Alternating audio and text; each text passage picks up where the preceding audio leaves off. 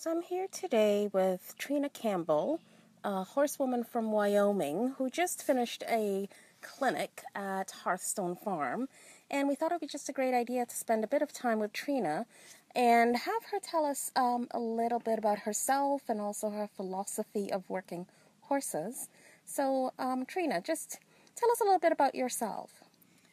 Well, I come from Wyoming. I was born and raised in the Canadian Rockies near Banff, Alberta, and was raised with packing and doing different things like that. And then when I met my husband, I moved down to California, and we worked on some big ranches and did some different things, and he also did clinics.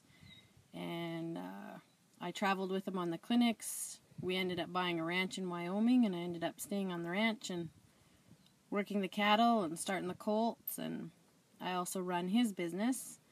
And as the years went on, he can only travel to so many places, so I do a few clinics a year, hopefully helping people get introduced to Peter and this way of working the horses.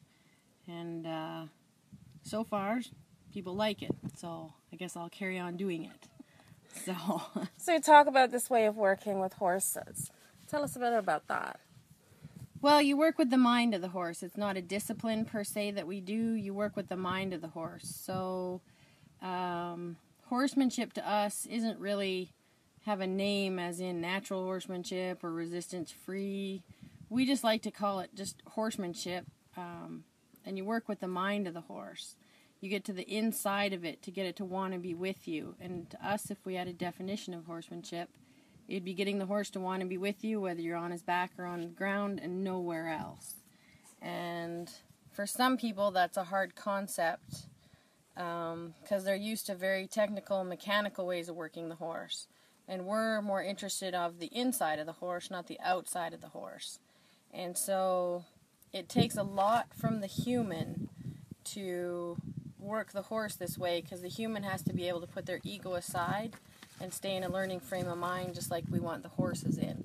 So it's really a way of life, I guess, is what you could call it. It's not even a way of working horses. So it's not just something you would live in the arena when you go work your horse, but essentially something that does become a way of life for you. Yes, for us it's a way of life. I don't treat the horse or the human or the dog or the chickens or a milk cow, I don't treat it any different.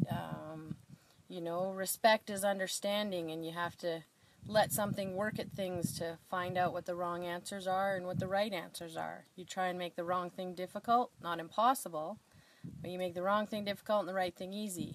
And I kind of live my life like that. I also live by a narrow set of rules. I'm very particular, and so that also helps when you go to working the horses. You have intention, and you have an idea in your head of what you want to get accomplished. So then that just kind of goes with everything. It's just a way of life.